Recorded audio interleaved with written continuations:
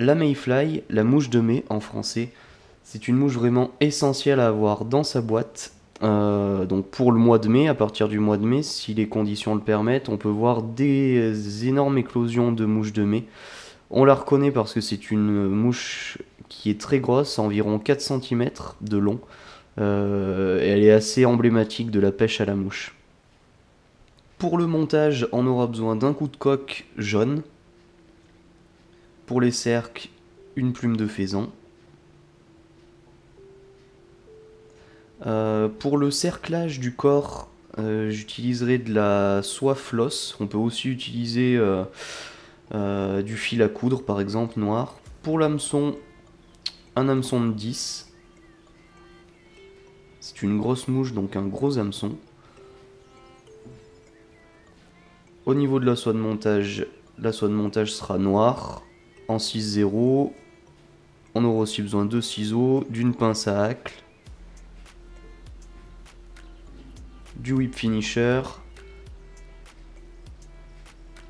et puis pas vraiment indispensable, mais une pointe et un long ciseau. Donc on va commencer de suite, on prend notre hameçon et on vient le fixer. Et c'est parti pour le montage, on prend notre porte-bobine, et on va venir fixer la soie de montage juste derrière l'œillet.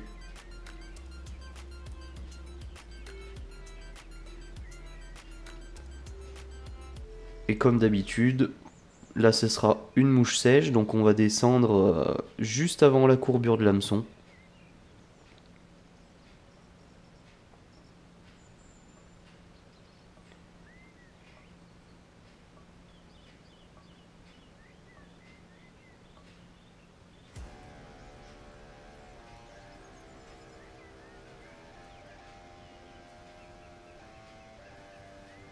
Donc voilà, quand on arrive à la courbure, on peut venir se débarrasser de l'excédent de soie de montage.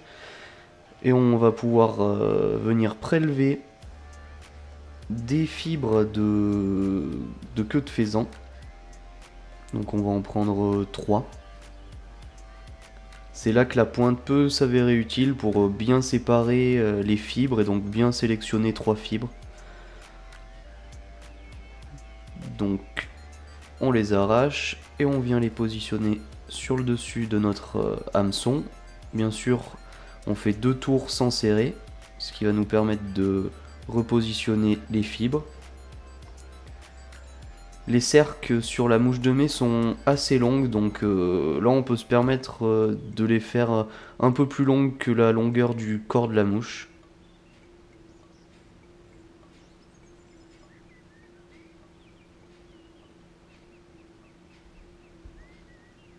Donc voilà, on les positionne. Une fois qu'on juge qu'elles sont bien positionnées, on peut venir les fixer par des tours de montage bien serrés, et puis on va remonter pour préparer notre corps. Donc environ jusqu'aux 2/3 de l'hameçon. Une fois que c'est fait, on peut venir couper l'excédent des fibres de queue de faisan. Et là on va venir fixer notre fil à coudre. En l'occurrence là moi c'est de la soie floss. J'en avais déjà coupé un petit morceau. Donc on vient la fixer. Et on redescend jusqu'à la courbure. Puisqu'on va s'apprêter à former le corps de la mouche.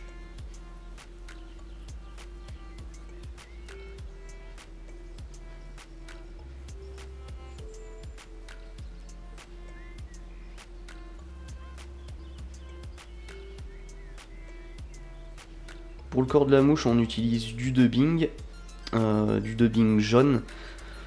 Là, c'est du dubbing de phoque. Donc, vous pouvez prendre aussi de l'antron. Vous pouvez faire un peu ce que vous voulez. Tant que c'est un dubbing un peu jaunâtre.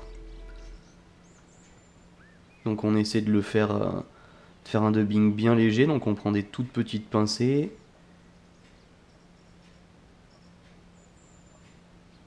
Et on vient fixer, enrouler en tout cas, notre dubbing sur la soie en le pinçant et en le tournant entre nos doigts. Donc voilà, on peut y aller par étapes, en rajouter un peu, en enlever un peu. Là j'en rajoute.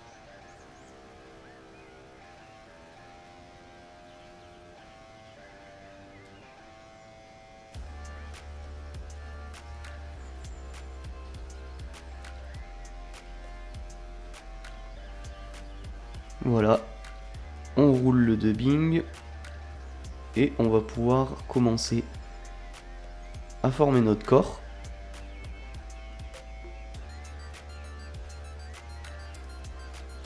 Donc en enroulant notre dubbing jusqu'à environ les 2/3 de l'hameçon, c'est-à-dire là où on s'est arrêté avec la soie de montage un peu plus tôt.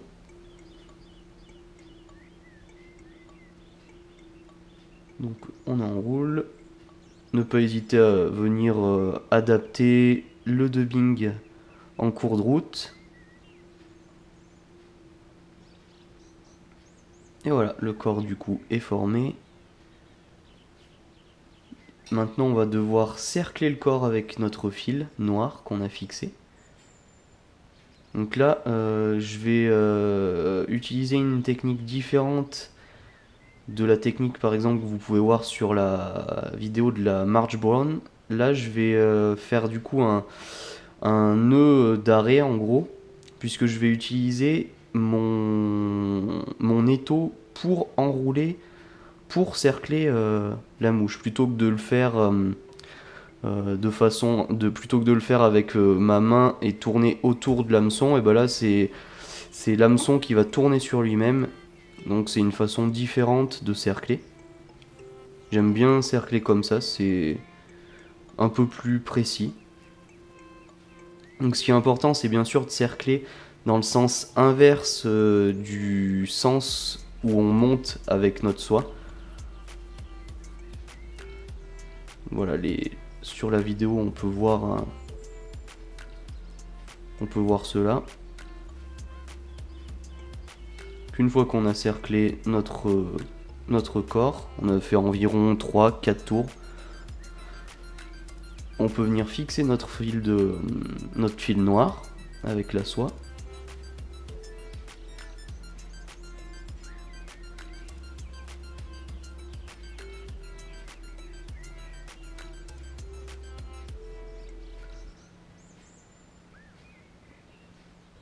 Et donc une fois que le fil noir est fixé, on peut venir couper l'excédent. Si on en avait mis un peu trop, on pourra le réutiliser pour une prochaine mouche. Voilà. Maintenant, on va venir faire la collerette de notre mouche. Donc là, j'ai un coup de coque de qualité assez moyenne. On peut le voir à la quantité d'UV qu'il y a à la base de la plume. Mais bon, ça, on va faire avec. Et donc voilà, la petite astuce, c'est de jauger en gros la taille de la future collerette en apposant la plume sur la hampe de l'hameçon. Comme ça donne un aperçu du résultat final.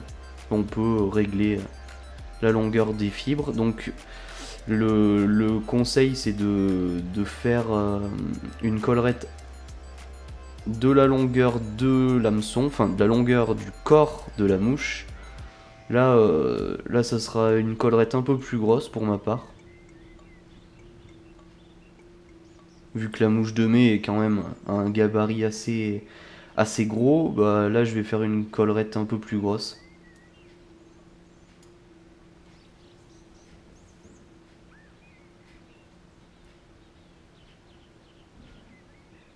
Voilà, on arrache les plumes. Bien sûr, hein, on essaye d'avoir deux plumes qui sont de la même taille. On ébarbe notre plume. La deuxième. Donc on tire les fibres un peu vers l'arrière à 90 degrés, on pince et on les arrache. Voilà. Et donc on vient fixer nos deux plumes. Au niveau du montage, c'est une mouche qui ressemble pas mal à la March Brown. C'est juste le gabarit qui est un peu différent, le cerclage qui n'est pas en cuivre là, donc qui est plus léger, et les couleurs bien sûr qui sont différentes, mais sinon le principe est le même. Donc vous pouvez aussi aller voir la vidéo sur la March Brown. Donc voilà, là on fixe nos deux plumes qui vont constituer la future collerette.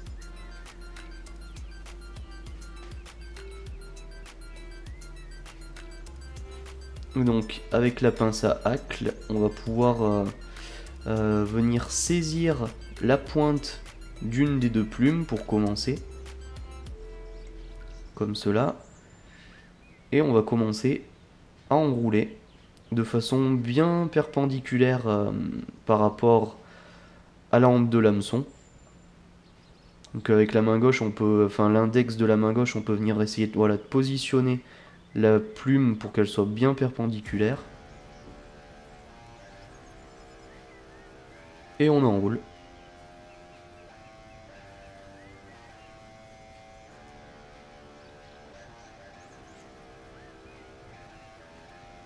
On peut bien sûr faire plus ou moins de tours en fonction de ce qu'on recherche, du résultat qu'on recherche. Plus on va faire de tours en fait, et plus la mouche va avoir tendance à mieux flotter.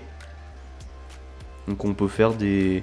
Quand on monte plusieurs mouches, et ben on peut essayer de faire des montages un peu différents pour pouvoir présenter des mouches différentes en fonction des conditions, de ce qu'on peut voir, de ce qu'on peut observer sur l'eau. Donc on prend la deuxième plume et on fait pareil.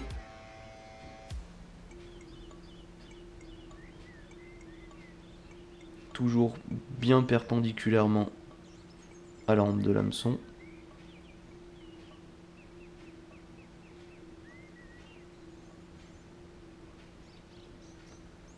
Voilà.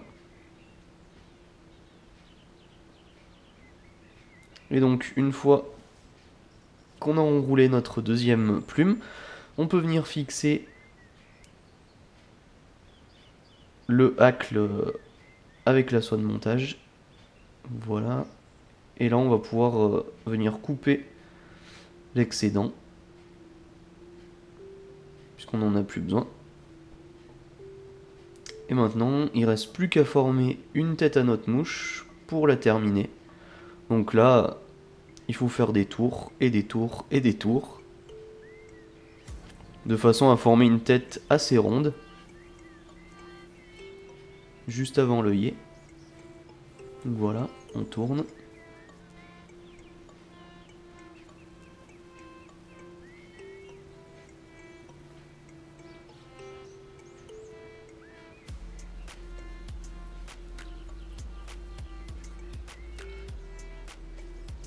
Et voilà, donc on peut venir faire le nœud final avec le whip finisher. Donc là je vais le faire un peu plus vite que dans les autres vidéos. Donc si vous voulez plus de détails on va dire sur le whip finish, je vous invite à aller voir par exemple la vidéo précédente sur la March Brown, vu que c'est en plus pas mal le même montage, c'est assez similaire comme montage. Ça peut être intéressant à regarder. Donc voilà, on le fait deux fois et on vient couper. Donc la mouche est presque terminée, on peut l'arranger un petit peu, un